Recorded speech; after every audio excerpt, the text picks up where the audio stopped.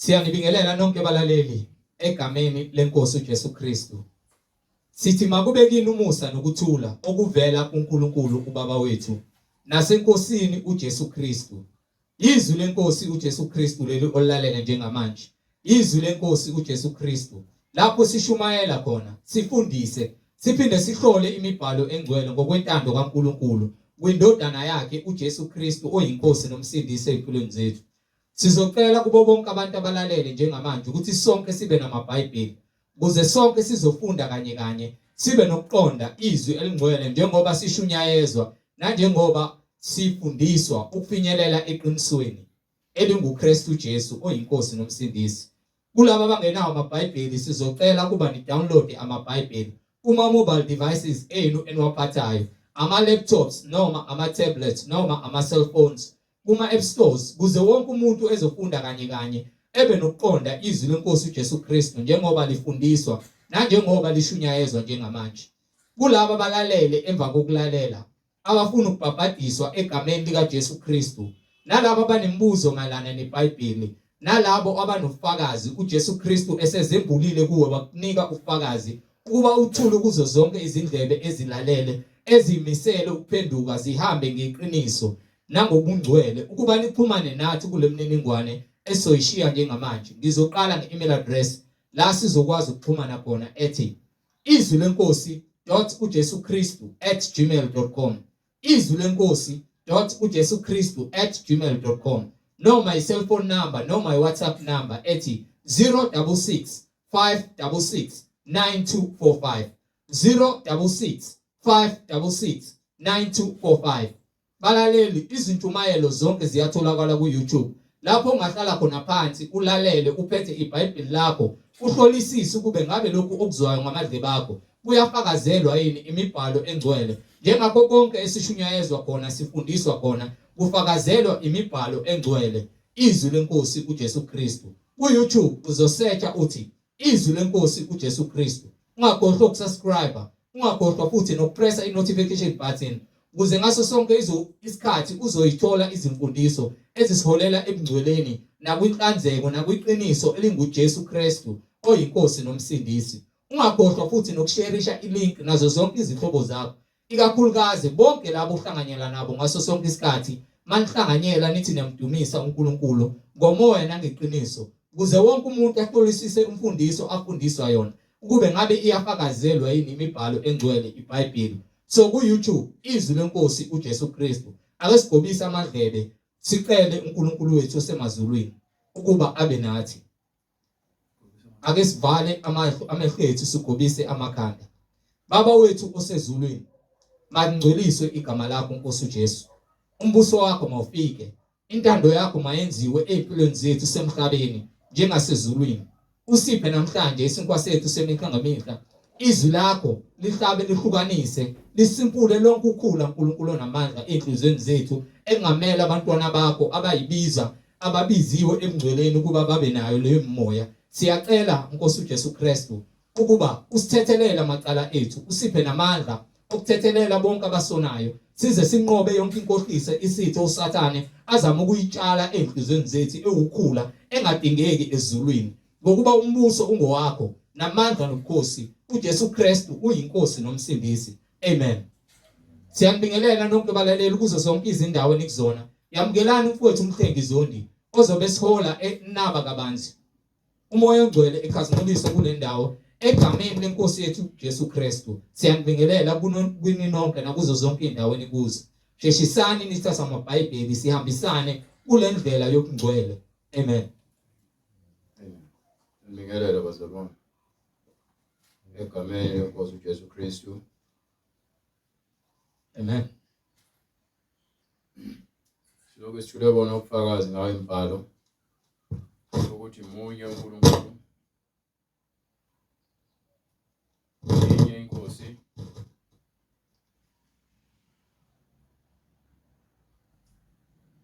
yinye inkolo,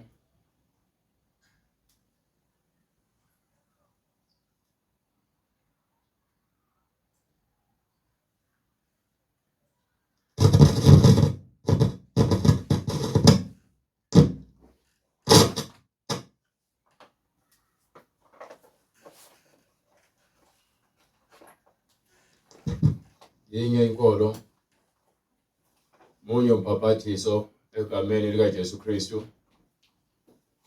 Silokhu simbonga uNkulunkulu njalo ngamandla akhe nakukho konke asenzela kona ngomusa wakhe. Akukho nokodwa kungukuhlakanipha kwethu, kepha kungumusa kaNkulunkulu ukuphila kwethu nokufinyelela ekumazini ngokomoya nangokweqiniso.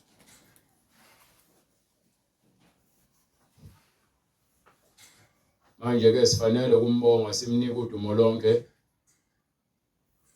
nezibongo, sizithobe phansi kwesandla sakhe esiphakemeyo. Ayikho enye indlela engasisa ensindisweni ngaphandle kwalesi nikiwe ngoJesu Kristu. Zimbili izindlela ekufeni ekuphileni. Abanye ke bazibuza ukuthi kanjani ekuphileni sivele sesiphila. Indlela yokuphila, indlela yokuthula nothando lukaNkulunkulu ligcwaliswe enhliziyweni zethu. Silandele ukuthula nabo bonke abantu. Siphile impilo esiyabelwe ukuba siphile njengokusho kwembhalo, ukuze kugcwaliseke uthando lukaNkulunkulu ezimpilweni zethu nasezinhliziyweni zethu, ukuze singezukufa nobubi onembeza bethu.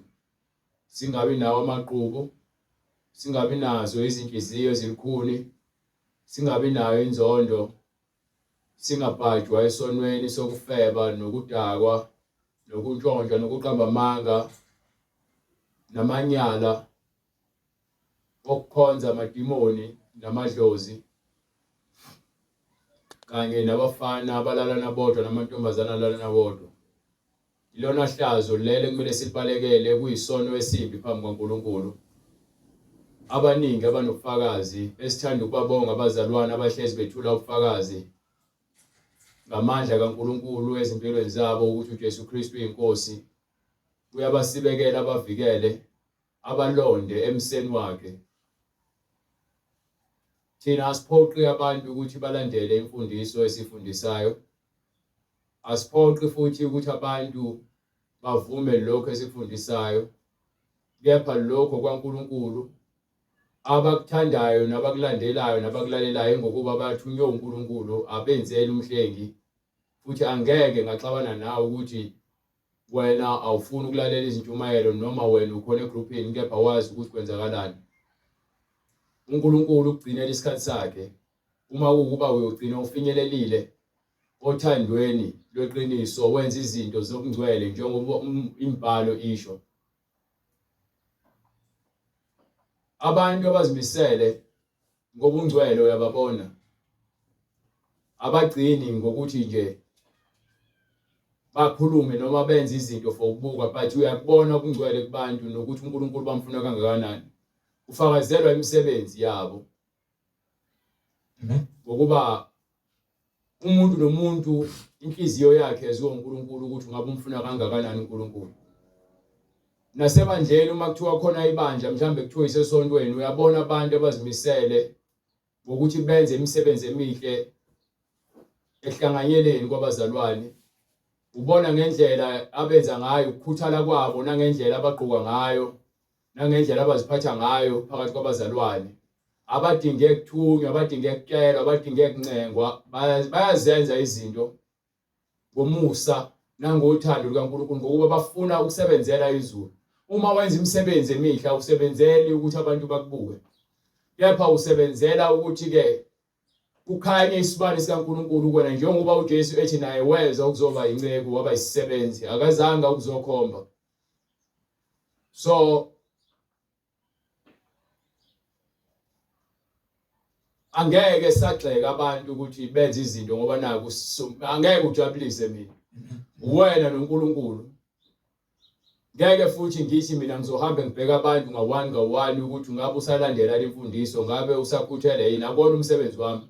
Ngesikhathi uzwa izwi lenkosi ufuna ukuhlanganyela kanye nathi ingokuba intshisekelo yayikhona, kepha ngokuhamba kokujwayela intshisekelo iyaphela.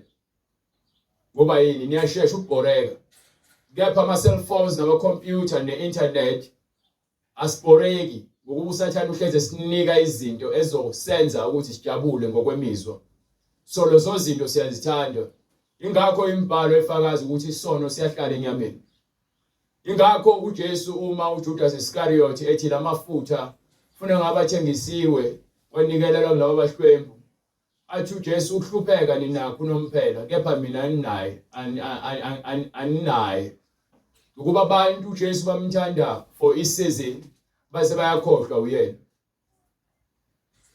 Babone izimpilo zabo zibaluleke ngaphezulu kwaJesu. Ekuhambeni kwesikhathi mase kuvuka izingqinamba nezinkinga bese baqale bakhumbula ukuthi ukhona uJesu. Ingakho uJesu mekhuluma athi ke ugade uhambo lwakho lingabi sebusika futhi lingabi ngesabatha ngokuba ngiyafika njengesela. So le ndaba yokuthi uma senza izinto ngoba naku usizwe ngathi kufanele sikwenze noma mhlambe uzizwa ukuthi enhlizweni yakho uneme namhlanje ngathi ungadumisa umosha isikhathi sakho ngokuba uthando likaNkulunkulu aliphelele kuwena. uNkulunkulu ufanele ukuba yinto yokuqala ukho konke esikwenza ezimpilweni zethu. Angikhathali ukuthi ngabe ubani. Lokho kubalulekile ukuthi usimazi uNkulunkulu, simazise kukho konke. Akekho umuntu ongahlaselwa isitha, akekho umuntu ongalingwa, akekho umuntu ongafikela isikhathi sokuthi awe, but ekweni kwakho wenza njani? Ukuba ukuwa kwakho kukhumbuza ukuthi kumele uvuke. Nokukhubeka kwakho kuyakukhumbuza ukuthi awusabhekile lo hamba khona. Uma uhamba endleleni ubheke phezulu ngeke uzubone phansi uzoqhuza kuwe. Kepha bese ufocusile noma sowuqaphelisisa lo hamba khona.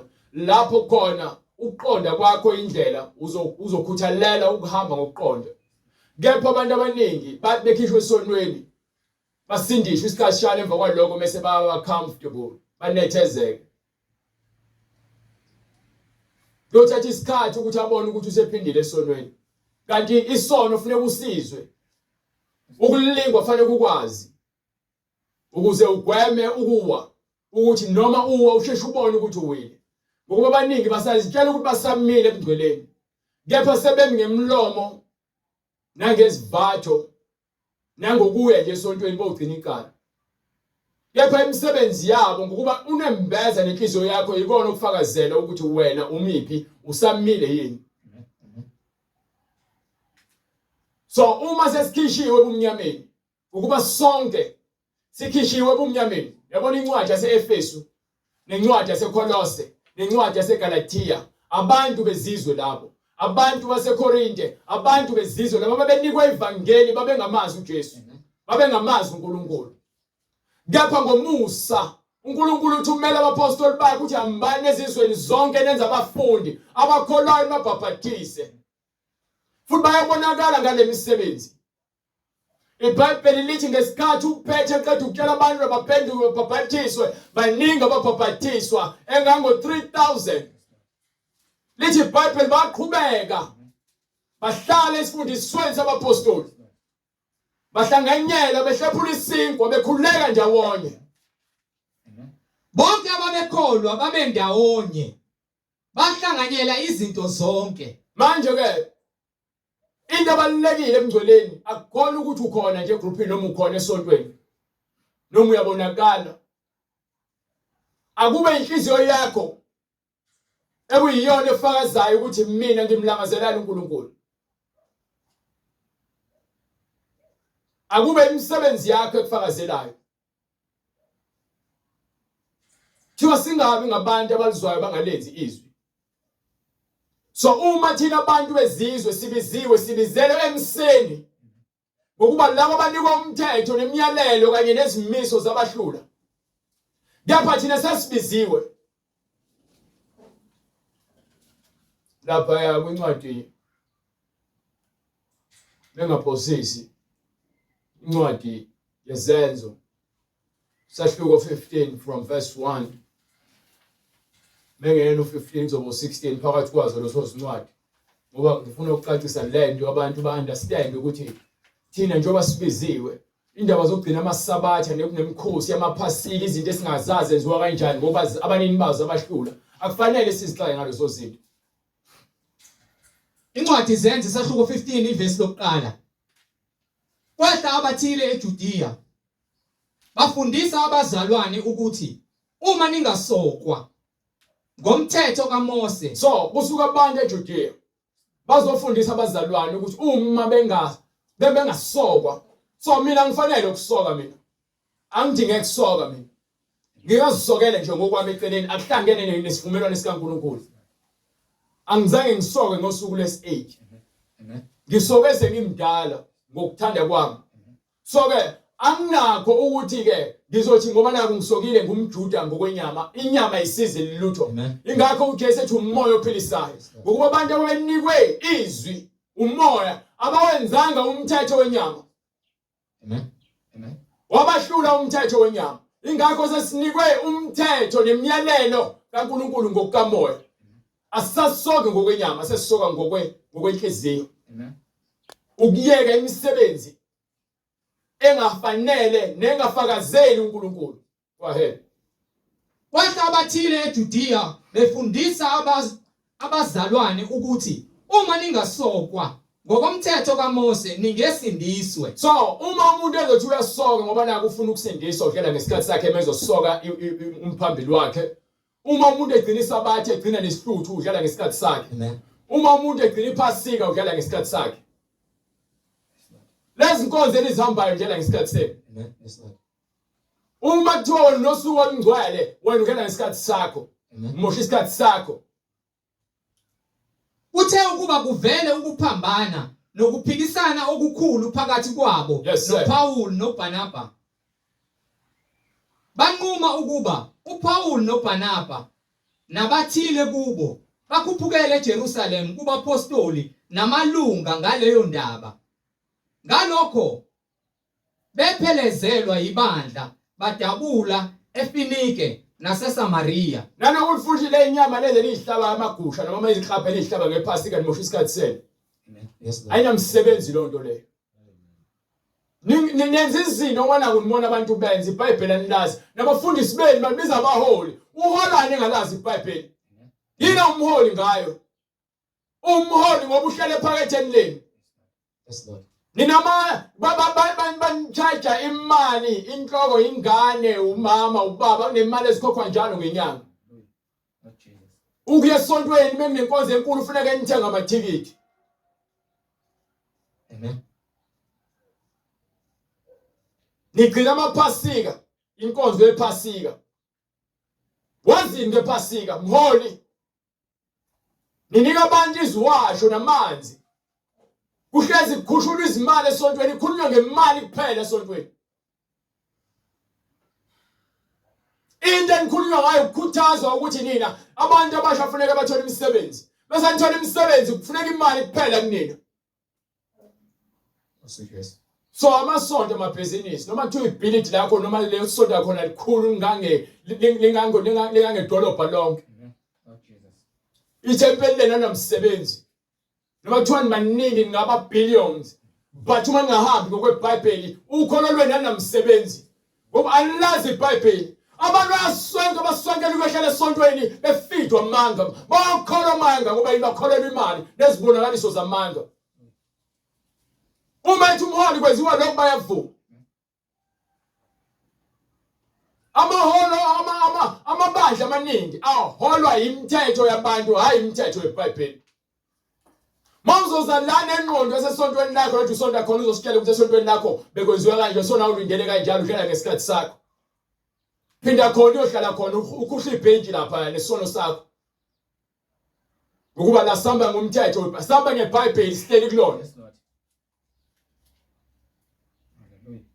Anike. Ngalokho bephelekezelwa ibandla badabula eFinike naseSamaria. Balandisa ukuphenduka kwabezizwe. Bafuna ukutshela abantu thina abantu bezizwe ukuthi siphenduka kanjani. Lokho nje kubhalwe phansi eBhayibhelini ukuthi thina uma siphenduka siphenduka kanjani. Asiphenduki thina njengamaJuda.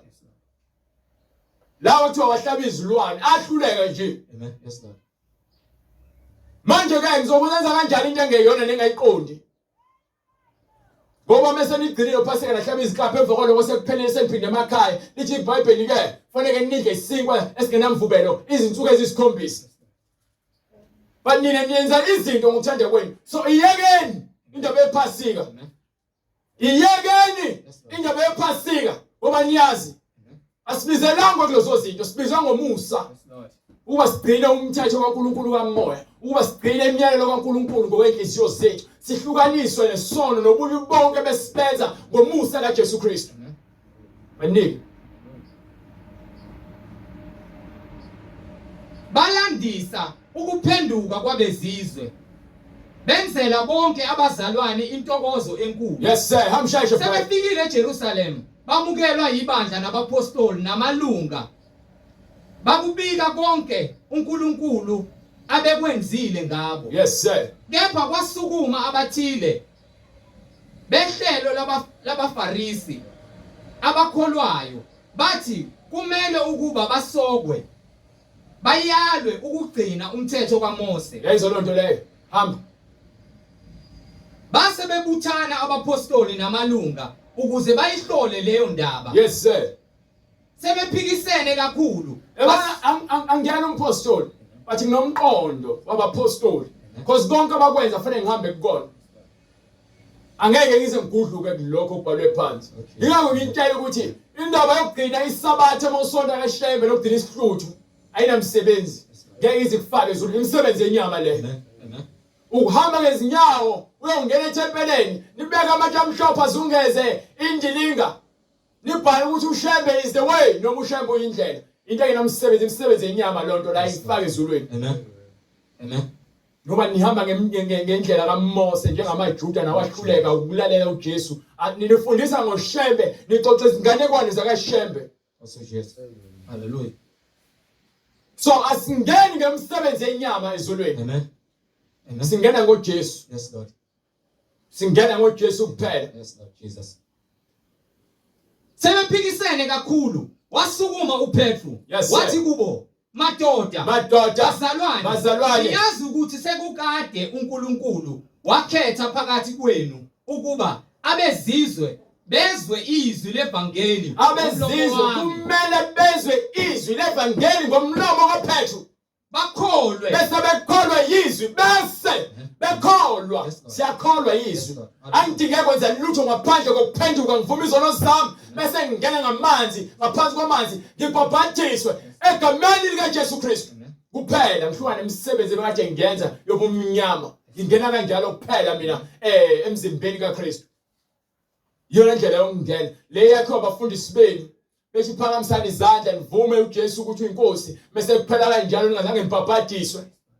Hallelujah. Lord Jesus. Yale emhlabeni le. Yes Lord. iBhayibheli lithi ke ngaphandle kamoya namanzi akekho yakubona umbuso kaNkulunkulu. Indaba ashushu uJesu. Uyazi ukuthi bonke abantu abakholwa izwi lakhe bazohamba njengeBhayibheli lisho. Amen. Bazohamba njengoba abapostoli bafundisa. Yes Lord Jesus. Wena ufundisa umfundisi wena. Ingakho usisi wakho esontweni efaka iwigi, efaka iskete esithathe, efaka imakeup azayiphequlule ngathi uJezebel. Ingakho nawe ubhizi ufaka amazinyo, udweba ama-tattoo, ugunda izitayile ekhanda, ufaka amasuda pink, uhlobisa ngemgexo. Ngoba yini? Usenyameni. Uhlobe ngokwenyama. Mesishubala kanje nithi hayi nina ke sesidala ngisazi siphila ngaphansi komusa. Umusa umuntu ongafuni ukukholwa yeqiniso uyena ubula. Kepha labo abasindiswayo kungamandla kaNkulunkulu umusa. Amen. Ngoba bayabona ububi babo bese bephenduka ngokwezinhliziyo. Amen. Inhliziyo lefakazela ingaphandle lakho ukuthi wena ngabe umoya ingcwele unawo ngaphakathi. uNkulunkulu owazi inhliziyo. uNkulunkulu owazi inhliziyo. Wafakazela. Ebapho umoya ongcwele. Wabanika yini bright? Ngoba ebapho umoya ongcwele. Lesikhathi lapho khona uPetru ezokhuleka ngehora lesi-9. Emva kwalokho kwase kufika umbono elambile kwase wasehlelwa ufika umbono. Emva kwalokho kwehla ishide limhlophe. Emva kwalokho kwase kuvela lokho uhlobo lezilwana wathi uNkulunkulu uhlabudle wathi uPetru mina ngeke ngikwazi ukudla lokho okungcolileyo. Wathi uNkulunkulu ungathi into engcoliso ehlanjulwe uNkulunkulu ingcolile. Emva kwalokho kale uNkulunkulu usethumele kuCornelius ukuthi akathumele ngoba imithandazo yakhe izwakele kuNkulunkulu. So manje ke uCornelius uthumela izinceku zakhe ukuthi akuthunyelwe Yes, Lord. ulande uPetro okuyena ozobafundisa indlela zenkosi. Amen. Umuntu wezizwe engamazi Yes, Lord. uNkulunkulu kepha wayekholwa uNkulunkulu. Amen. Amen. Bese fika khona eseshumayela uPetro. Yes, Lord. Behlela umoya oyingcwele ngaphambi kokubhabhadiswa kwamoya ngamanzi. Amen. So umoya oyingcwele uma uhamba umfuna uNkulunkulu weqiniso ungamthola umoya oyingcwele. Yes, Lord Jesus. Bese ngokwalokho bese ufaka emanzini. Ngoba ningivele sesihamba nabo baqale bamukele umoya oyingcwele. Behlela umoya oyingcwele kwasoyimanxa bengena emanzini abanye basamele bangene emanzini. Hallelujah. Hallelujah. So asingeni ngokwemsebenzi yenyama embusweni kaNkulunkulu. Amen. Singena ngoKristu Yes, okuyena onqobile emsebenzi yenyama. Yes, Lord. Ingakho kubalule eBhayibhelini ethiwa masingahlobi ngokungaphandle isikakhulukazi abesifazane. Amen. So uyapha esontweni nebhlukwe elitight. Uyapha esontweni lebhlukwe umuntu wesifazane. Uyapha esontweni namawigi namasingili nezinwele ezipendiwe ngalimbozile ikhanda. Uyapha esontweni nezinwele ezifakwe imithi. Uyapha esontweni namacici. Yes. Uyapha esontweni neskip esiveza icleavage. Uyapha esontweni nama-leggings neskate esitight esiveza ama-hips akho. Amen. Amen. Asifune ukubona ukuma kwakho nokuthi unamabele angakanani noma kanjani. Yes, Lord. Akuyona indawo yokuqwayiza esontweni. Amen. Yes, Lord Jesus. Hallelujah. Nina bafana nikhumula skinny jean labantu bagqokayo baveza imphambili yenu. Amen. Nikhumula namabhlukwe adabukile enogqokayo. Yes, Lord. Akuyona indawo yefashion yokuhloba ngokomzimba esontweni. Amen. Sihloba ngomuntu osithakileyo okuyena igugu phambi kwaNkulunkulu. Amen. Amen. Othobekileyo nalowo ozinikele ekuzweni izwi kaNkulunkulu. Hallelujah. Manje ngixaka mebe emasontweni. Bona kukhona ibridge elikhulu agqoka azicuphe. Azicuphela ukuyohlala aqanjwe lamanga yaphaza lale. Ukhona vele ungaphakathi esontweni kepha ubhizi ucofa ifoni yakho. Uphorekile khona ungaphakathi. Ucabanga ukuthi ungcwele ngoba nakufike wahlala ebhenkini. uNkulunkulu akakhonzwa ngamathempeli enziwe futhi akahlala emathempeli enziwe ngezandla ufuna ukungena kuthina kuthiwa thina ke imizimba yethu ithempeli likaNkulunkulu. Amen. Yes, Lord Jesus. So wena ujabulisa ukuthi uyethempeleni kepha usabhizi uphile esonweni umoshe isikhathi sakho. Jabuliswa yize leze benike. Yabona kutyela umuntu okuthandayo uzokutshela kuyiyona. Amen. Balo muntu ongena ndaba nawe ushushuzela yonke into engasile. Ukuze ahlale phakatheni lakho. uNkulunkulu owazi inhliziyo owafakazela ebapha umoya ongcwele So umoya engcwele wehlela bonke abantu abakholwa kuJesu Kristu. njengathi Njengabo abantu abamaJuda labapostoli abangamaJuda. futhi akahlukanisanga ngalutho phakathi kwethu nabo. You understand? Ingakho umfundi incwadi yaseKolose 3 from verse 26. It's akusekho kwahlukana. Akusekho mGreek, akusekho siGrila, akusekho isilisa, akusekho isifazane. Uma sesikuKristu simunye ngokomoya. Hallelujah. Amen. Ngokomoya simunye. Uma unoqonda izinto zikamoya uya understand ukuthi uJesu Kristu usibizele kulungeni kwakhe. Uma sothanda uNkulunkulu ngenhliziyo nangamandla nangengqondo nangakho konke okukithi then siyakuphelelisa uNkulunkulu.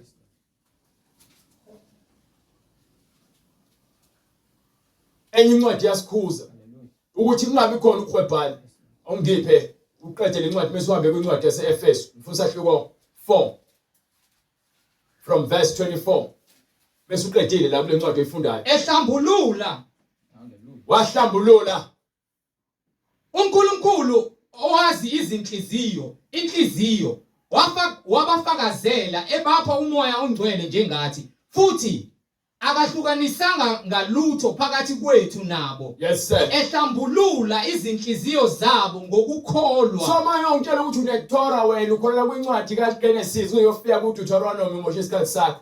Because uNkulunkulu usenze sonke saba munye ngoJesu Kristu. Uma ungenayo uJesu Kristu usho umJuda ngokwenyama but ke owezizwe ngokukamoya ngoba uNkulunkulu akakwazi ngokukamoya.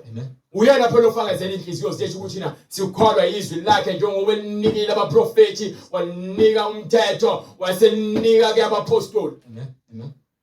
Manje ke nimlingelana uNkulunkulu. Manje ke indaba nimlinga uNkulunkulu ngokubeka ijoga entanyeni. Yabona indaba yokugcina kwamasabatha amaphasika yini imkhosi ubeka kwezinwele yini ukwenza imhlatshelo leli enenzayo njalo menihlangene. Manje ke nimlingelana uNkulunkulu. Nalabo abanye abantu abasoke. Niyamlinga uNkulunkulu. Ngokubeka ijoka entanyeni yabafundi. Yes sir. Obaba nathi esasingenamandla okulithwala na. Do you understand into engichazayo? Yes Lord. Hallelujah. Yabahlula lezo ngokwenyama abaJuda. Amen. So yini kumele ngisoke? Yini kumele ngigcine imkhosi? Yini kumele ngigcine isabatha? Yini fanele kube khona usuku olungcwele ngaphezulu kolunye? Kubhalwe phansi eBhayibhelini incwadi yaseKolose leyo ngifuna ungifundele incwadi yaseKolose esahluko 2 starting from verse 8. Khona sobatshela ukuthi lithini eBhayibheli ngabafundisi bamanga. Ngiqale futhi ngifuna incwadi yaseFilipi khona sobatshela ukuthi mabaqaphele imfundiso yezinja. Ngifuna incwadi yaseFilipi sahluko 3 mengaphosisi from verse 1 mengewona chapter 2 sahluko 1 sahluko 2 from verse 1 kepha ngithi sahluko 3 mengewona sahluko 2 no sahluko 3 from verse 1 Philip Eloku incwadi kwabaseFilipi sahluko sesithathu verse 1. Yes sir. Elokugcina bazalwane bami. Yes sir. Thokozani enkosini. Thokozani enkosini. Ukunilobela khona lokho angikwenqeni. Yes sir. Kepha nina kuyanigcina. Xwayani izinja. Yayizo lonto leyo. Lithi iBhayibheli xwayani izinja. Izinja abantu abazenza abafundisi. Xwayani Kepha iphanga labo basebenzela izisu zabo. xwayani izinja. Xwayani izinja. Nixwaye izisebenzi ezimbi. Ayutheni ngishoyo. Izisebenzi ezimbi. Abafundisi abasebenzela izisu zabo besebenzisa igama likaJesu Kristu. Nixwaye abokusika. Nixwaye abokusoka not abokusika pride come on. Abokusika. Hallelujah. Ngokuba singu Awungifundele lithini lapho kwena? This circumcision of verse 3 brother. Philippians chapter 3 verse 3. For we are the circumcision Yes. which worship God in the Spirit and rejoice in Christ. manje ngifuna lethi xwayani. Amen. From verse 2. Hallelujah. Beware of dogs. Yes. Beware of evil workers. Yes. Beware of the concision. Concision. Concision. Amen. Go ahead. Nixwaye abokusika. Nixwaye abokusika kusho ukuthi ukusika ulo abokucircumcise. Ngokuba singukusoka thina. Ingakho lichaza lithi labo bokusika ilabo bengithi abokusoka. Abokusika ilabo basika amajwabu. But manje thina sesisokiwe. Ngokuba singokusoka thina esikhonza ngomoya kaNkulunkulu. Nayi indaba umehluko. So ukhonza ukusoka kwakho kwenyama akunamsebenzi. Sizibonga kuKristu Jesu. Sizibonga. So manje ngifuna ngale kwincwadi yaseKolose sahluko 2 from verse 8. Nakhona futhi iphinde ikele the same thing. Xwayani funa kube khona onithumbayo. So manje labantu abafika nemfundiso yomthetho kaMose eyahlula abaJuda bethi yenzeni labo bazonithumba.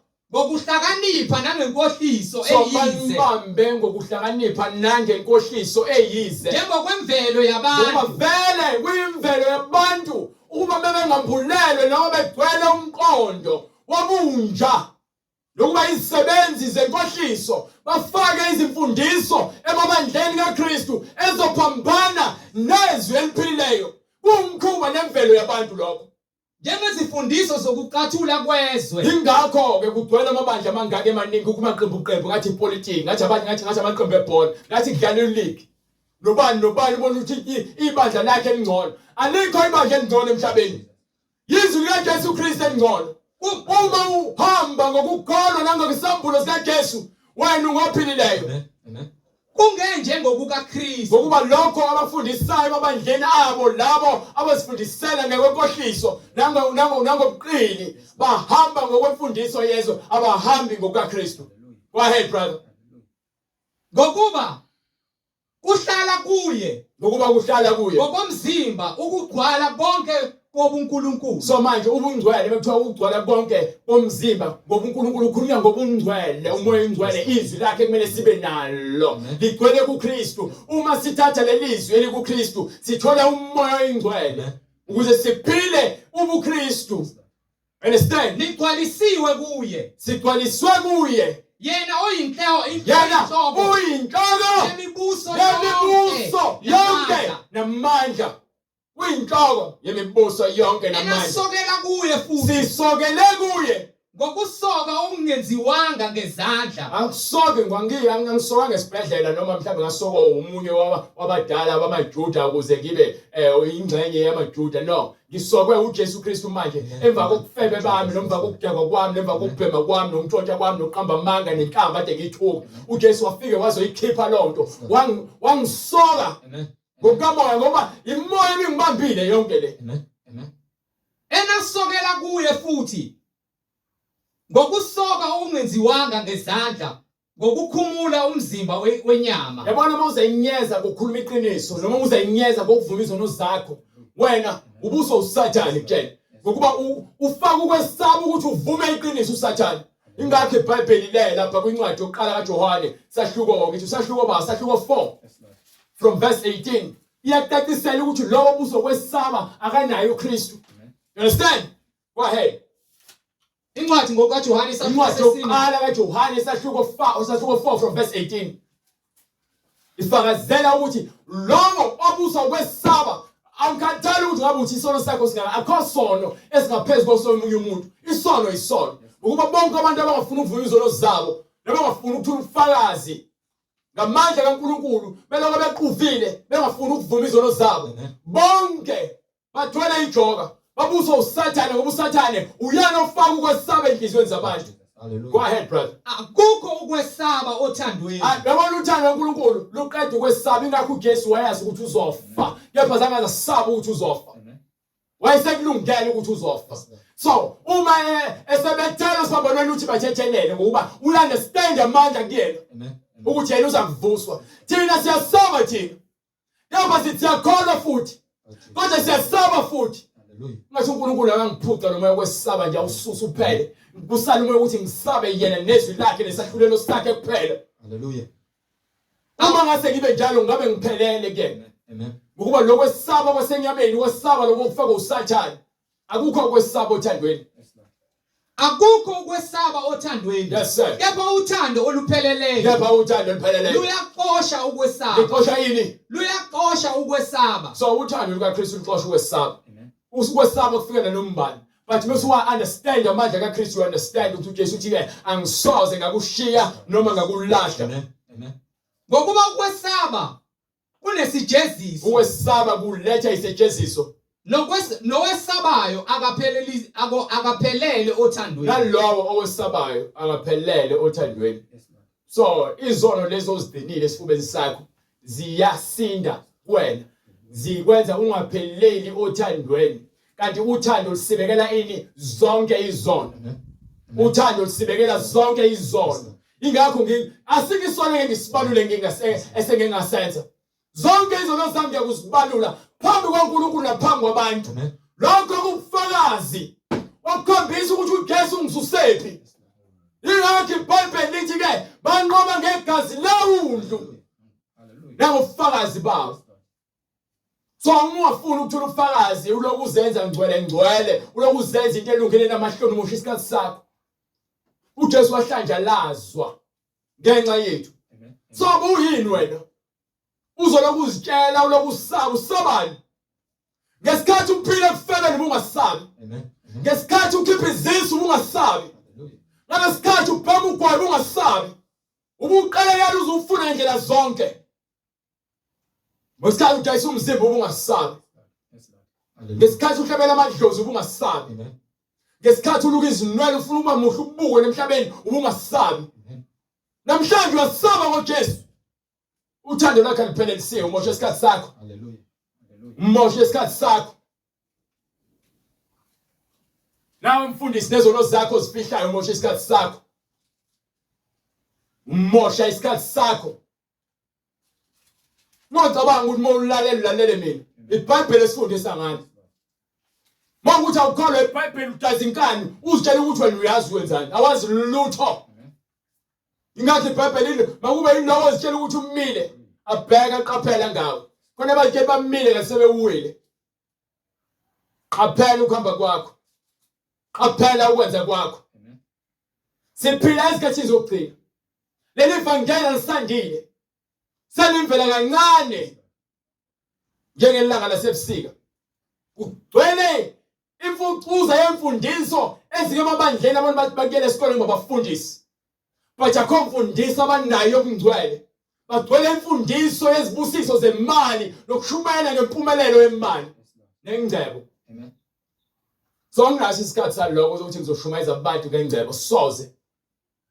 Izibusiso zonke sivela kuNkulunkulu uthi uma wenza intando yakho ukhuluma kanjalo kuAbraham uthi ngiyabusisa umsebenzi wezandla zakho. Nakubantwana bakaIsrael ekhuluma ngoMose kwincwadi yeDuteronomy 5 uthi uma nenza lokho kuyintando yami ngiyabusisa umsebenzi wezandla zenu. But uma ningayenzi intando yami niyakudliwa izwe izulu liyophenduka insimbi linganethi umhlaba nabo bome uphenduka ithusi kungameli lutho. Inika incwadi yaseKolose sikoqedi kuyona from verse 10. Ngifuna ukukhipha lensila yamaphasika nokugcina amasabatha nezihluthu lokuhamba ngezinyawo ngoba nithi umuzi kwathiwa le ndawo kuyona ingcwele akakhumula izicathula and understand ukuthi kwathiwa akaqonda ukuthi ukhuluma noba manje akavula amadlebe akhe. Incwadi ngoba seKolose isahluko sesibili verse 9. Lalela uMoses kwashiwo kuyena lokho. NoJoshua futhi kwashiwo kuyena lokho. So uNkulunkulu efuna ukukhuluma nawe ufuna ube attentive. Uqaphele. Ukuba amazwi awakhuluma kwena ufuna ukuthi wonke uwezwe. Ngokwemva kwalokho esekhulumile noJoshua emtshela ukuthi ke le ncwadi yomthetho ingasuka emlomeni wakhe. Akadlinze ngayo. Do you understand? Amen. Hallelujah. So manje ninenza izinto ongaqondi. Khona izinto ekumele zizambule kubantu zifundiswe. Bathi ngenxa ukuthi nabafundisi bamanga bathatha lo mavesi abathandayo lapha nalapha ya. Bafake lo moya bafuna ukufaka nini bese nyawuthatha nojabulele. Ngenxa abantu lezi zinto lezi alifuna ukuzizwa. Ingakho nibhajiwe. Yabona ikholo elikhola ubula. Yakulenze lutho. Umuntu okhona washebe ngekumenze lutho. Umuntu okholela lekuthiwa abanika iziwasho ngekumenze lutho. Until uJesu azafike amkhumulize imbadada. Hallelujah. Amfake emngcweleni. Abezwa lutho. So ungeke ungibone mina kuthiwa ngabe ngishumayeza abantu ngakwane lo ngivimba umuntu ngithi mbasisa ngoJesu. Lokho engikwenzayo la kwanele ukuba leva ngeje waligcwele kwi-internet. Lifinyelela kulabo ngempela abalambile. Ukuba labantu sabe sibavimba noma niyambe bavimba nibafaka uJesu abezwa. Incwadi Izaga isahluko 15 verse 21. Yes sir. Ubuwula buyintokozo ongenangqondo. So lowo okholelwa ezintweni eziyimfundiso zabantu.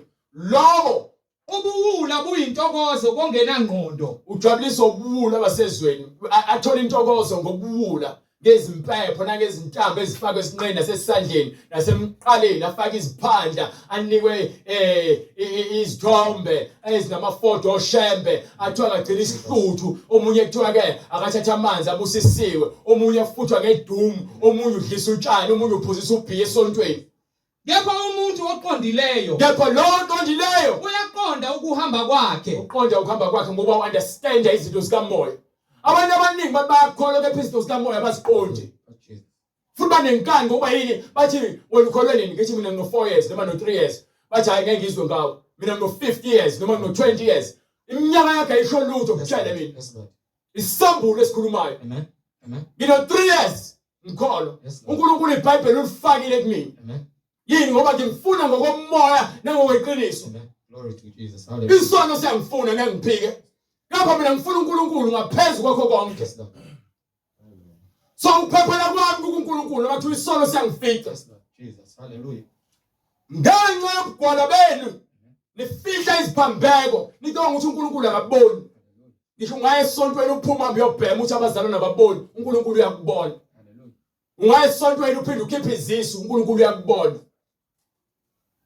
Ungaye esontweni uphinde uyodaka utshwala uthi ke abazalwana ababoni uNkulunkulu uyakubona. Hallelujah. Ungaye esontweni uphinde futhi uhambe uyothakatha ebusuku uNkulunkulu uyakubona. Akukho okufihlakele. Amen. Nawe wena olwela izikhundla esontweni uNkulunkulu uyakubona. Amen. Labantu subabulala bawudlisa oshefu babulala bathengela abantu ngenxa ufuna isikhundla uNkulunkulu uyakubona. Akukho okufihlakele phambi kwakhe. Ingakho ethi konke okukhulunywa kumnyameni kuzoveza ekukhanyeni. Amen. Amen. ithi enye incwadi lapha kwincwadi yase-Efeso sahluko 5 from verse 7 ikhuluma ngemisebenzi yabo abayenza emnyameni. Efeso 5 from verse 7. Ngakho ke ningabi ngabahlanganyela nabo. Singabi nabahlanganyela from verse 5. Incwadi kwabaseFeso sahluko sesihlanu verse lesihlanu. Go ahead. Ngokuba yazini lokhu. Yazini lokhu. Nikuqonde ukuthi. Bese niqonde ukuthi Akukho sifebe. Akukho sifebe. Noma ongcolileyo. Noma ongcolileyo. Noma onesangabi. Noma yilo onokufisa izinto zabanye abantu. Ongokhonza izithombe. Nalobo okukhonza izithombe. Onefa embusweni kaKristu. Ozakuba nefa noma nefa embusweni kaNkulunkulu. Hallelujah. kaKristu noNkulunkulu. You understand? Go ahead, brother. Masingakhohliswa umuntu. Masingakhohliswa umuntu Ngamazwi ayize. ngamazwi angenamsebenzi. Ngokuba ngenxa yalezo zinto. Yabona sinibizele eBhayibhelini. Le South Africa ngakobono yethu umfundisi ufundisa kanje. Nhlobo ungahamba wabafuna bonke le South Africa akaze ngimbono yedwa. Akekho. Oh Jesus. Hallelujah. Yini? Babhizi bahlele emaphaketheni. Abakhuthuzi. Hallelujah. Baphakamisana izandla ngivuma uJesu bangene emaphaketheni. Hallelujah. Sinibizele eBhayibhelini. Yes Lord. What's up Jesus? Ubunemali yokuthenga amawiki manje isikhathi sokuthenga iBhayibheli. Yes Lord. Yes Lord. Ubunemali yokuthengela amantombazane airtime namhlanje isikhathi sokuthenga iBhayibheli. Amen. Ubunesikhathi sokuthenga amabhiya ubusuku bonke namhlanje isikhathi sokuthenga iBhayibheli. Ubunesikhathi sokuthenga umzimba namhlanje isikhathi sokuthenga iBhayibheli. Yes Lord. Yes Lord. Thenga iBhayibheli lakho ulivule. Amen. Sikhohle amafoni manje so funa kuye bekhetha ba download amafoni amabhayibheli amafonini funa bawathenge manje. Hallelujah. Yes Lord. Funa bathenga amabhayibheli ngoba le phone bazokubamba inkuzi noma uzophinde futhi uyilahle. Amen. Amen. iBhayibheli lakho uzokubamba inkuzi futhi angeke uzolilahle iBhayibheli. Yeah. Hallelujah. Ngoba manje amabhayibheli agcwele amasholofini agcwele izintuli. Agijima amakokoroshe. Amen. Aseza namabala amnyama. Ngenxa ukuthi anisawafunda amabhayibheli. Nemasontweni ngishula izandla no futhumeza izihlalo namabhenki. Hallelujah. Sinibizele emgoleni. Sinibizele eBhayibhelini. Ngakho uthi umbhalo ifunde lento bese ngifunda le ncwadi engifuna ukuyifunda ngesikhathi lento ngifuna ukubakhombisa into esiyenzayo manje. Ngamandla kaNkulunkulu ngakho ningabi ngabahlanganyela nabo. Yes sir. Ngokuba kade nani ngubumnyama. Besingubumnyama nathi. Manje ningukukhanya enkosini. Anginatholakala jointini busy ngiphamisa amabhodlela ngidenza namantombazane. No. Hambani njengabantwana bokukhanya. Masambe njengoba uJesu siyalele. Ngokuba izithelo zokukhanya. Izithelo zokukhanya. Zisebuhleni bonke. Izithelo zokukhanya. Zisebuhleni bonke. Go ahead. Nasekulungeni. Yes sir. Naseqinisweni. Ekulungeni. Ebuhleni naseqinisweni. Nihlole ukuthi kuyini okuthandeka enkosini. Naloko okuthandeka enkosini. Ningahlanganyeli imisebenzi yobumnyama. Singahlanganyeli imisebenzi yobumnyama. So anginakho ukuyodlala abantu abadla inyama ebikelwe emadlozini. Nenyama yezangoma. No. Anginako ukudla inyama ethu ephasika. Ngeke ngidle inyama ephasika. Engenazithelo. Msebenzi engenazithelo. Basebenzela inyama. Go ahead. Hallelujah. Kepha kunalokho nidalule. Akuzonto esenzayo. Sidalule imisebenzi enyenzayo engayazi nenzelani. Sidala yonke lento elifundiswa abafundisi benu bengenakho ukuqonda ngoba yini abanawo umoya ingcwele. Bahamba ngokwezimfundiso zokuduka nezwe nenkohliso. You understand? Banithumbile. Nijabulisa ukugqoka izivatho. Nijabulisa ukugcina amasabatha. Nijabulisa ukudla isidlo sakusihle ekseni. Niphuze nejuice. Nijabuliswa izinto engaziqondi. Kepha kunalokho nidalule. Nayo into ebengifuna bright. Manje la nje sifike neBhayibheli. Into eninayo. Kepha manje ngisahambi ngalo. Senalahlekela umngcwele. Omabeni manje bagqoka iziketi ezifika ngaphezulu kwamadolo namathayithi emasontweni. Bashaya amavosho namathomoyi. Abafundisi beni sebagunda izitayela. Bafaka ama-chains aneziphambana nezithixo. Bafaka ama-shirt pink. Abafundisi benu nababishop benu banabafazi ka2. izingane zabo azibezwa abakwazi ukulawula amakhaya babuswa abafazi babo babuswa izingane zabo unomama umfundisi ofaka amawiki ngokubishop unomfazi wesibili omunye umshiyile asivumi lonto leyo sinibuyisele eBhayibhelini ngokuba ke kunesikhathi lapho khona kwincwadi yamakhosi yesibili noma yesiqala sahluko 18 noma sahluko 21 verse 18 bright incwadi yesiqala yamakhosi sahluko 21 from verse 18 incwadi yokuqala yamakhosi sahluko 21 from verse 18 sifuna ukukhombisa ukuthi sizobuyisela bonke simweni njengoba nakho noEliya wakwenza ebuyisela abantu kuNkulunkulu sebephumile bekhonza izithixo bekhonza uBhali nginike incwadi yokuqala amakhosi sahluko 21 verse 18 go ahead suka wehle unginike ubani verse bani lo 21 go ahead suka wehle uhlangabeze uAhabi inkosi yakwaIsrayeli yes sir oseSamariya bheka usesivinini no ngiku 22 from verse 18 yayisithi inkosi yakwaIsrayeli uJehoshaphat angishongo yini kuwe ukuthi akayikuprofetha okuhle ngami okubi kuphela uMikhayeli wathi ngalokho right niko ulotuzana usahluko 18 from verse 21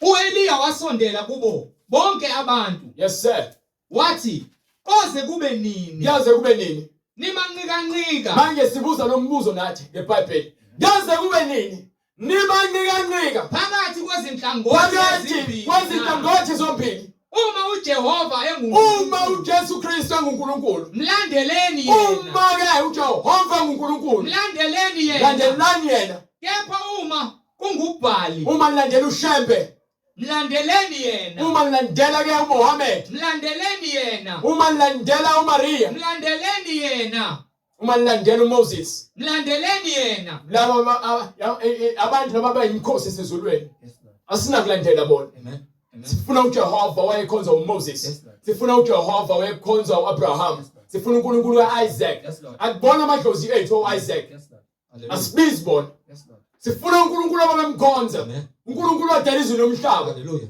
haleluya yaze kube nini nimanqika phakathi kwezinhlangothi zombili haleluya uma uJehova enguNkulunkulu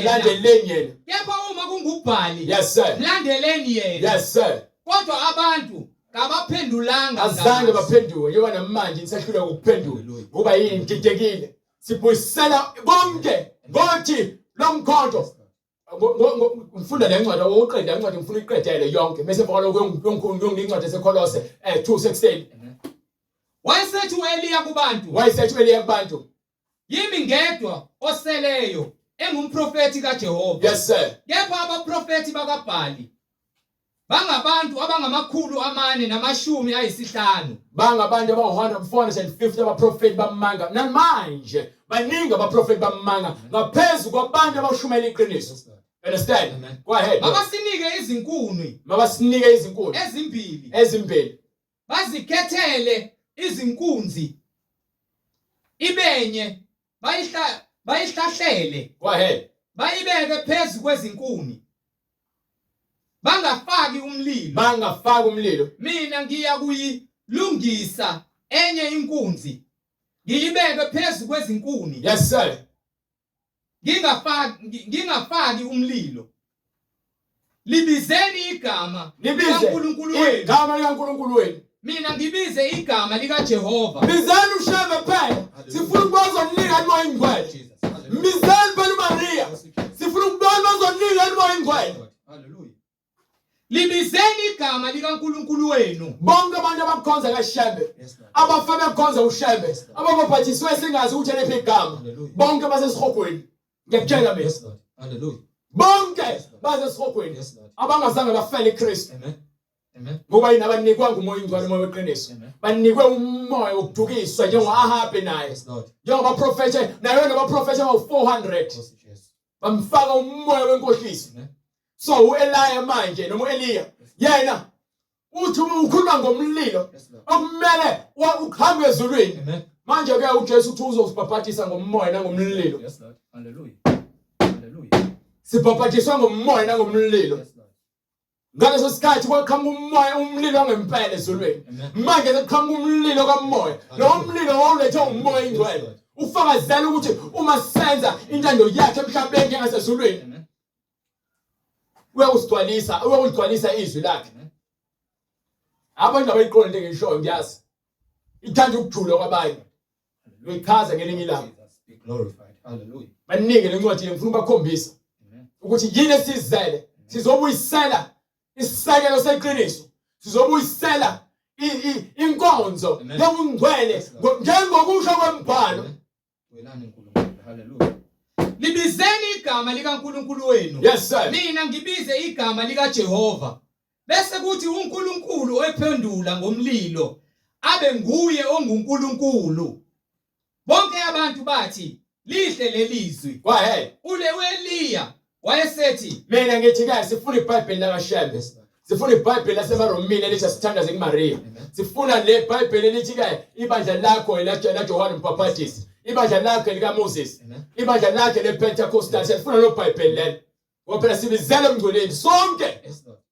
bese kuthi uNkulunkulu ophenduka ngomlilo abe nguye Go onguNkulunkulu. ahead brother. Bonke abantu bathi lihle lelizwi. uEliya wayesethi kuba profeti bakaBhali, zikhetheleni inkunzi niyilungise kuqala ngokuba nibaningi nibize igama likaNkulunkulu wenu. Yes sir. Ningafaki umlilo nokho. Bayithatha inkunzi abayinikwayo bayilungisa balibiza igama likaBhali. Kwasekuseni kwaze kwaba semini. Ingakho ke besonto kusukela ekseni yabona mina ngidinga ukuthi iqedja 2 hours nawe ngifuna i-hour lo sihlakaze imbhalo uNkulunkulu akathathi ukuthi ukuphendule. Ubona nabantu laba bejabuliswa ukuthi bahlangene baningi bajabuliswa ukuthi lapho batshela izingane kwani. Lapho uNkulunkulu ambulelwa ubuwena ukuthi ubani uNkulunkulu ukuze wena uzothi mawuza kuyena uze ngoqondo ukuthi yini kumele uyazi yini kumele uyenze. You understand? Ngokwembhalo. So sinikwe lawo mandla ngokwembhalo. You understand? Ukuthi siphendule abantu behlele umoya ingcwele behlele umlilo. Bona bembiza uNkulunkulu wabo namanje besabiza uShembe kusuka ekseni kuze kushona ilanga. Basonto ekseni bangena ngo9 akazi isikhatsini. Wabu inhlalo ukuthi bangena isikhatsini. Hallelujah. Ngena ngo9 baphume ngesikhatsini. Ngo11. 2 hours khulunywa ngezingane kwani. Amen. Baphinde bangene ngo12. Baphume ngo3. Oh Jesus. Usuku lonke izinto efakazele eBhayibheli abaprofeti bakaBhali. Hallelujah. Babemeza uNkulunkulu baphinde bangene bani? Nango4 baphume bani? Hallelujah. I'm not sure. Usuku lonke. Hallelujah. Jika lezinsika. Shana. Ngisho Zayoni ushawa isigubhu kusemnyango. Hallelujah. Waza shomi bathi hayi la kachanyana lama ujikeleza kamnandi ingane uyaziwina. So umuntu uyayoshaya isikhalanga lapha lokuyisha kunengane ezikhazekayo ukuthi hayi lo unomoya ngempela unomoya ofebe. Lord Jesus. Nememeza loNkulunkulu wenu abambiza uJesu abalivula iBhayibheli. Akho kwambulo, akho sambulo. No. Ngigcwalisa imbhalo ngokungeza kwenu. Nezinkonzo zenze etiye ngigcwalisa imbhalo ngokwembhalo ngiyagcwalisa konke ngokungezwa kwenu. Banike. Ngifuna uqedele lapha bebiza uNkulunkulu ukuthi uthini Eliya bese bembiza engasabeli baze bazisike. Balibiza igama likaBhali. Kwasekuseni kwaze kwaba semini. Yes sir. Ngokuthi Bhali siphendule. Bathini? Bhali siphendule. Go ahead brother. Kepha akubangakho zwi nophendulayo. Kepha akubangakho izwi nophendulayo. Wayengekho banxusa ngase-altara ebelenziwe. Right, yazi ngendlela sengabe ngayo ngifuna usheshe ngifuna uphela for uyaqala please. Banxusa ngase-altara ebelenziwe. Kwathi ngasemini uEliya wadlala ngabo wathi memezani ngezwi elikhulu Mizani phela ushambe.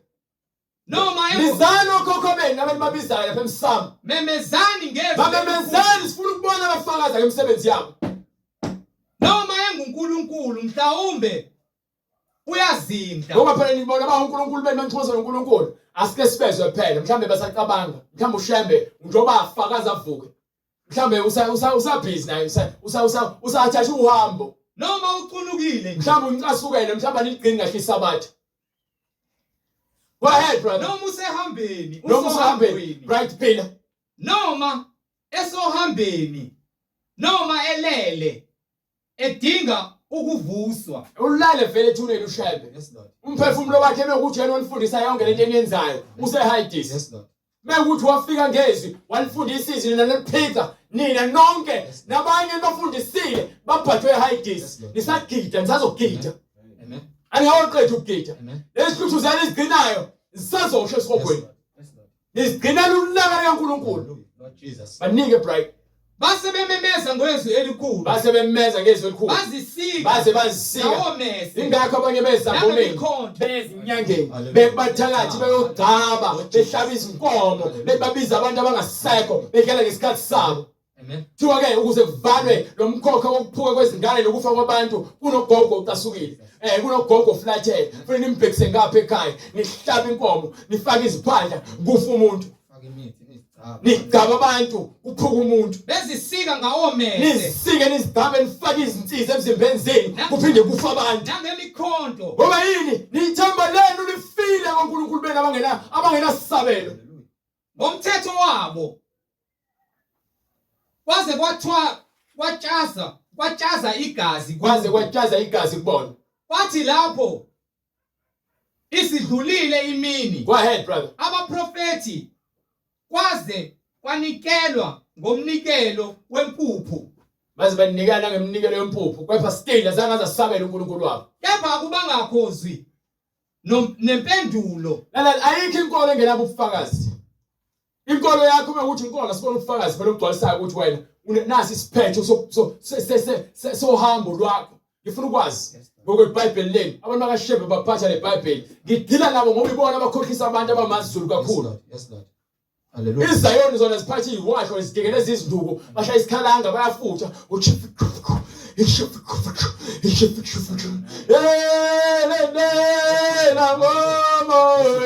umsumo kudu bejikela izinsinga bejikela izindlonke iBhayibheli alikho abantu bavukisana bakhathazwe umoya amadimoni engathi bagijimisa ubusuku bonke ngoba yini izwi alikho. haleluya haleluya Umoya amadimoni vele lenza nihlanye kanje. amen Nandaba ukuthi ungiboka kanjani ungithatha kanjani. iBhayibheli lona lofakaza. Ingakho sibiziwe ngibizwe njengayo Eliya. Letheni iBhayibheli uEliya wasenza kanjani? uEliya wayesethi kubantu bonke sondelani kimi Ngiyayizwa ngithini? Lalela ngithi mina woza neBhayibheli lakho. bonke abantu basondela kuye Sondelani abantu baphuma mabandle nabo. yes lord haleluya Amaphuma kulezihogo lezi abahleli kuzona. Amasinagoge kaSathane, amasonto aholo Jezebel. yes lord wayeselungisa ialtare kaJehova Manje ke simile la sifixa siyayilungisa ialtare kaNkulunkulu. Ingakho siliphethe iBhayibheli siyayihlola imibhalo siyapheqa imibhalo umuqa phezulu komuqa isiyalo phezulu siyalezo siyakuletha yilokhu nalokhu ya sifundise sinembulele konke ekumele nikwazi ukuze nifinyelele ekutheni nenze nazi lokho kuyintando kaNkulunkulu. umuntu kaNkulunkulu apheleliso haleluya Simnge iBhayibheli angifunela lutho olunye ngifuna iBhayibheli. amen So Eliya uthini yena ke? wayeselungisa ialtare likaJehova elalidiliziwe Yes sir. Yabona ialtare kaNkulunkulu le ndawo lemva kwepulpit. Sekumosikhotheni nezifebe neziphingi nabathakathi lord jesus nezitabane amen kongqingili. Bamemva kwepulpit selwile ialtare kaNkulunkulu. Ingakho lesi iBhayibheli ke abapriest abasenayo ugqozu manje abasenayo isibindi lokuthi bame altare banike abantu okufanele. Kusho incwadi yaMakhabhisi. Go ahead brother.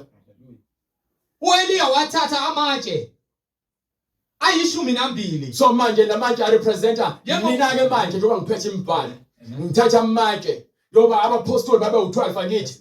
Nanjalo namadodana kaJakobe aye u12 angithi. Amen. So manje ke sesiyathatha ke sehlanganisa manje sithatha amandla amangaki? Ayishumi nambili Ishumi nambili. njengomumo. Sithatha into Old Testament. Yes, Lord. Sithatha Old Testament. Yes, Lord. Amen. Njengomume Go wezizwe ahead, brother. zamadodana kaJakobe. Yes, sir. Okwenza kuye izwi likaJehova. Njengoba ngamadodana kabaningi. kaJakobe Ehe. okwenza kuye Go ahead. izwi likaJehova lathi, Yes, sir. igama lakho liza kuba nguIsrayeli. Yes, sir. Wakhe i-altara ngamatshe egameni likaJehova. Yes, sir. Wenza umsele ngase-altara Wayesenza ngazonke. asike sibheke futhi mesenza umsale futhi wenza kanjani? Wasenza umsele ngase-altare wasungeza wasenzani? Olingene namaseya Go ahead. amabili embewu. Yes, sir, right. Ehlela izinkuni ehlela izinkuni. Wasehlela izinkuni. Amen. Go ahead, right. Wayihlahlela inkunzi. Wayesehlela phezu inkunzi kwezinkunzi. wayibeka phezu kwezinkuni. Wathi gcwalisani izimbiza ezine. Okay, waqala ngamanzi. wafaka 4. Nangu uJesu ke manje sekhetha abapostoli. Abapostoli abangaka abawu12. Nanga kufaka amabhakede amangaki? Awu12, awu4. Waqala amabhakede awu4 wathini futhi? Hallelujah. Right, ngidinga uphini. Wahlela izinkuni. Wazihlahlela izinkuni wazibeka phezu. Right, ngithi ngifuna uphile. Wakha i-altara ngamatshe. Wahlahlela inkunzi wasayibeka phezu kwani? Kwezinkuni. Yes, Lord. Go ahead, right. Wehlela izinkuni. Wazihlahlela izinkunzi.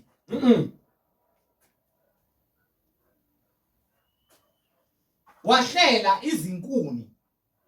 Wayihlahlela inkunzi. Manje wabona ukuthi Wayibeka phezu kwezinkuni. Go ahead, right, go ahead. Wathi gcwalisani izimbiza ezine ngamanzi. Gcwalisani izimbiza ezine ngamanzi. Niwathele emnikelweni Go ahead, right. okushiswa Yes, sir. naphezu kwezinkuni. Yes, sir. Wathi kwenzeni ngokwesibili. Waphinde futhi wafaka u8 manje Yes. amabhakede angithi awu4. Amen. Awuqala awu4. Uphinde futhi okwesibili uphinde wafaka 4. Wayesethi kwenzeni ngokwesithathu. Wayesephinda futhi okwesithathu wafaka amanye amabhakede awu4, amabhakede awu12 lawo. Waphinda ngokwesithathu. Yes, sir. Amanzi agobhoza. Ayisagobhoza manje. Ngase-altare. So manje lapho ufuna amabhakede awu12, amatshe awabekile awu12. Wayesefaka amabhakede awu12. Sesine Old Testament, sine New Testament. You understand? Siyihlanganisa. Ngikhuluma ngesambulo esambulayo ukuthi mina ngihlola imibhalo according i-Old Testament, iTestament elidala neTestament elisha. You understand? Bese emva kwalokho ngikhuluma ngibiza abantu ngibabizela egameni likabani?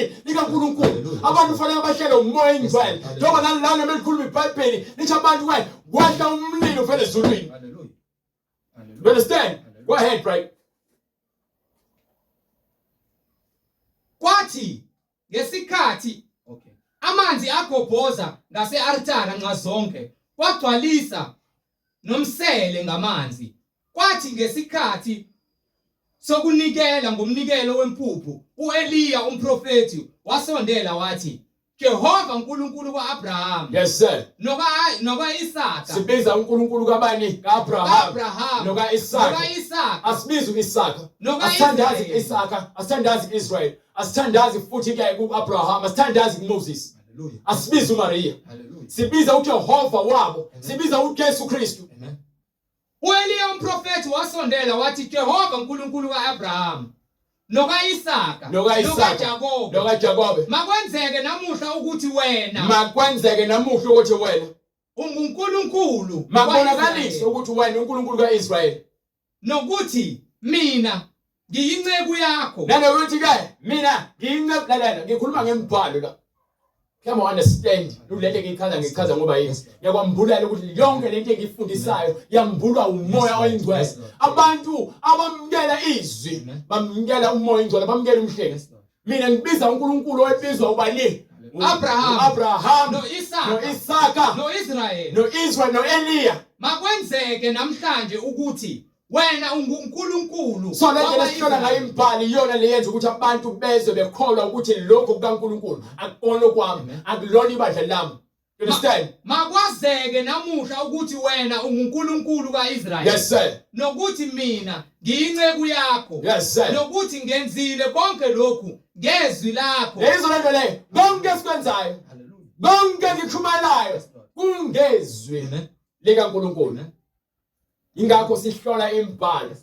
Ingakho sifundisa abantu ngeBhayibheli. Sithatha from iTestament elidala sizovala ngeTestament elisha. Ngokuba yini lokho kwaNkulunkulu akubona kwamhlengi akekho futhi ongaclaima ukuthi okwakhe.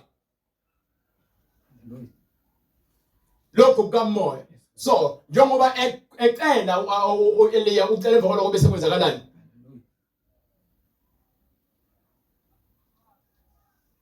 Right, uyabona mfowethu angazi.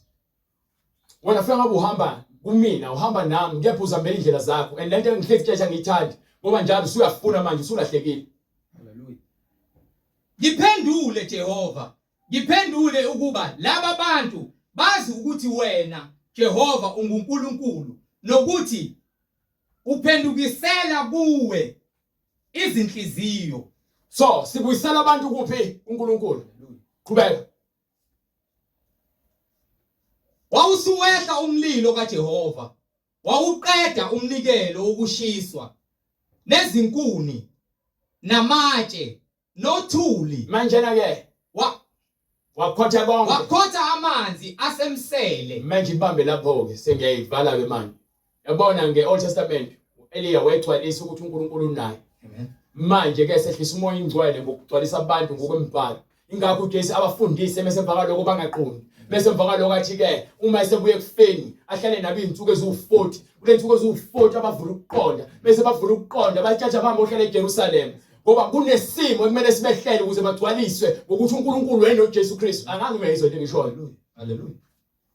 So ngesikhathi ke kwincwadi yezenzo 2 verse 1 Kwathi sokufika usuku lwePentecost. yes sir Bonke babebuthene ndawonye. bonke baba umoya manje oyingcwele awusezi ukuzohangula usuzonikela umlilo kulawo bakholwayo usayiphendula inhliziyo zabo ukuthi zibe ngaNkulunkulu Ngokungazelelo kwavela ezulwini. njengokuba ke nakhona kuEliya lapho khona esekwenzeke konke abantu babuya balandela uNkulunkulu kaIsrael bonke baguqa bamkhonza njengoba namanje balalela izwi likaJesu bahamba beJerusalem abakholwayo wasewehla umoya ingcwele uzogcwalisa izwi ukuthi uJesu Kristu unguyena umoya ingcwele ozogcwalisa abantu abakholwayo. Amen. Amen. Ngokungazelelo kwavela ezulwini inhlokomo kukwangathi bekuvunguza komoya onamandla. Yes sir Yona yagcwalisa indlu yonke ababehlezi kuyo. yes sir Kwase kubonakala kubo izilimi ezahlukeneyo. yabona lokho okamoya ngokwenyama ngekuze ukubone ngekuze ukuzwe kuzokwenza kudume ikhanda but lowo understands izinto zikamoya understand lethe kuthiwa ke isimilarity bathi isimilarity ngesizulu isifaniso sente enzeke ngeTestament elidala ukugcwalisa amandla kaNkulunkulu nangeTestament elisha ukugcwalisa amandla kaNkulunkulu. So lezi zinto izimfihlakalo ingakho kuthiwa sinikwa amandla okwambula izimfihlakalo. Hallelujah. Ngokuba sikhuluma izinto umuntu wenyama angeke aze aziqonde. Kwase kubonakala kubo izilimi ezahlukeneyo. So base begcwaliswa ngezilimi ezahlukeneyo akekho okhuluma izilimi zomunye umuntu futhi akekho okhuluma izilimi ezigojeliwe. Akekho umuntu ofundisa ngezilimi. Kwehla umoya uvele ezulwini wabafaka izilimi ezahlukeneyo. Kungathi ezomlilo. Yes sir. Zahlala phezu kwalowo nalowo. Zahlala phezu kwalowo nalowo kubo. Base begcwala bonke umoya ongcwele. Ibambe lapho. Base begcwala bonke umoya ingcwele. Yose begcwele umoya ingcwele. Ngeke uzugcwale ngomoya ingcwele bengakwazi ukwambula imbhalo kaje esontweni lakho bengifuna ukuvezela lokho. Bethi umuntu uyaprophesy kusekhona into kanje ngokweBhayibheli. Ngoko abaprofeti bakhona vele eBhayibhelini. Akusho ukuthi labantu kuphela abazothatha izwi uNkulunkulu nalabo bakwazi ukuthi bambule imbhalo. Ngokuba izwi likaNkulunkulu lifika kanjalo. Umoya ingcwele uzambula kanjalo. You understand? Hallelujah. Manje ke ithi incwadi ke lapha kwincwadi yaseKolose 2:16 sengivala manje. ngakho Yes, sir. makungabikho umuntu onilahla ngokudla So manje le ndaba zokuntshela ukuthi kunidle iphasika ngesabatha sikudla ukudla okushesayo balilahla ngokudla. nesiphuzo Nanokuthi ningawudla ufishi, ningayidli ingulube, ningaphuza ukuthi ningaphuza ukuthi ngidlala ngesikhathi senu. noma ngemikhosi Nalabo abathi ke gcinani ephasika, gcinani imikhosi yokudla, nidlala ngesikhathi senu. noma ngokwethwasa kwenyanga Nanokuthwasa kwenyanga kungenyanga ukuthi sokwenza ukuthi nidlala ngesikhathi senu. noma ngamasabatha Nanokugcina amasabatha ugcine ehlothi uhambe ngezinyawo ungapheki ukudla okushisayo ngomgqibelo udlala ngesikhathi sakho. okuyisithunzi nje salokho obekuzakuza Nangezinsuku ezingcwele udlala ngesikhathi sakho lokho kuba ngigcina zonke izinto engaziqondi ngokuba leso sinto zaziyisithunzi salokho obekuzakuza. yabo umzimba Kepha ke konke ugcwaliswe kuJesu Kristu. ngokaKristu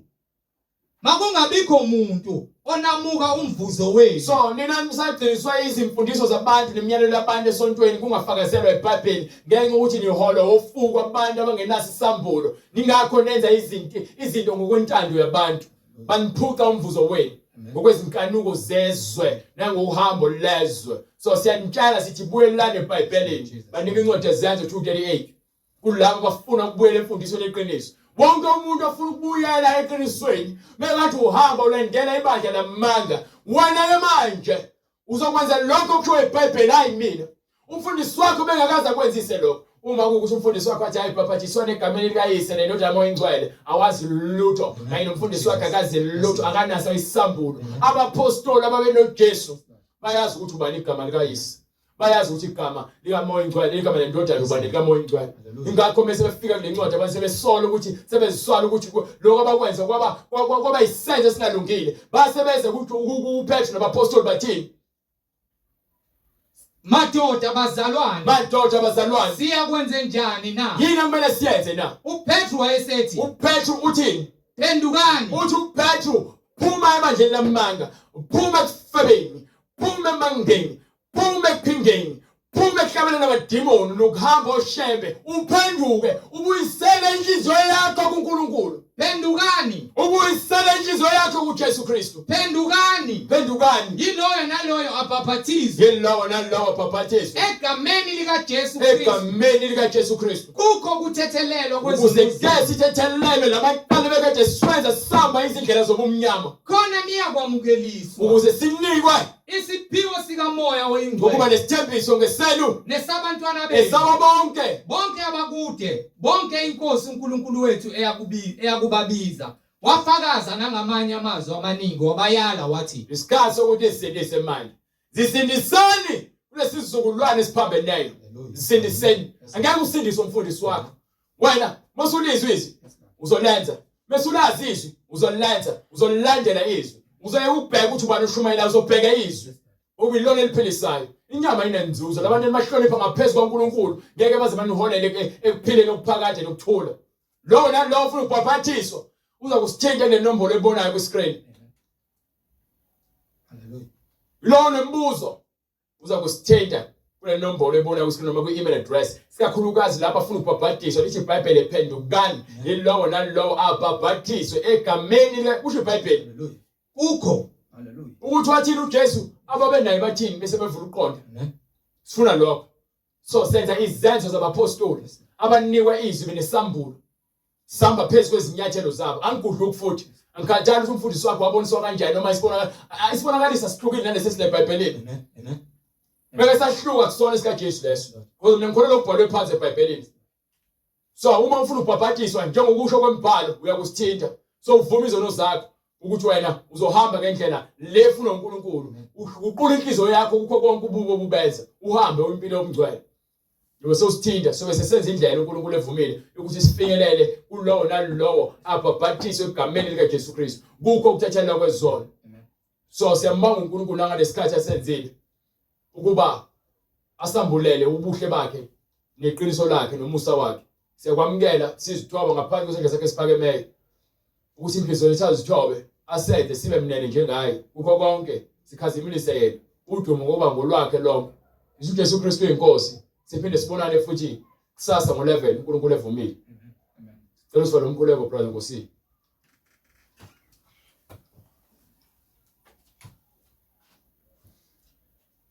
uNkulunkulu namandla, Jesu Kristu waseNazaretha. Siyabonga Jehova engcwele, uNkulunkulu nothando ukuba usasigcinile. Siyacela uNkulunkulu nothando mdali wezulu nomhlaba Jehova engcwele ukuba usenze uNkulunkulu namandla silenze izwi lakho singakholwa ngomlomo kuphela. Kepha siyakhuleka phambi kobuso bakho Jesu Baba ukuba silenze ilizwi lakho uNkulunkulu. Sikulambele ikhathi zonke Jehova engcwele, uNkulunkulu namandla, ngoba uyasho ezwini lakho ukuba akuyena uNkulunkulu mdali wezulu nomhlaba Jehova engcwele, uNkulunkulu olizwayo izwi lakho justified before wena. Kepha iloyo lenzayo uNkulunkulu namandla, sikhulekela ukulenza izwi lakho uNkulunkulu mdali wezulu nomhlaba. Khiphe yonke imimoya kaSathane yokuvilaphela uNkulunkulu ukufunda izwi lakho. Khiphe yonke imimoya kaSathane uNkulunkulu esenza silangalazelele isono. Kepha usenze uNkulunkulu sifune umbuso wakho ikhathi zonke Jesu Kristu waseNazaretha uNkulunkulu namandla. Ufake uzwano phakathi kwethu singabazalwane Jehova engcwele. Usenze siyithobe uNkulunkulu, ungabi khona oyiphakamisayo. Kepha siyithobe Jesu Kristu waseNazaretha uNkulunkulu namandla. Singakholwa ngomlomo kuphela, kepha sikholwe ngokupheleleyo Jehova engcwele uNkulunkulu, nangezenzo uNkulunkulu onothando.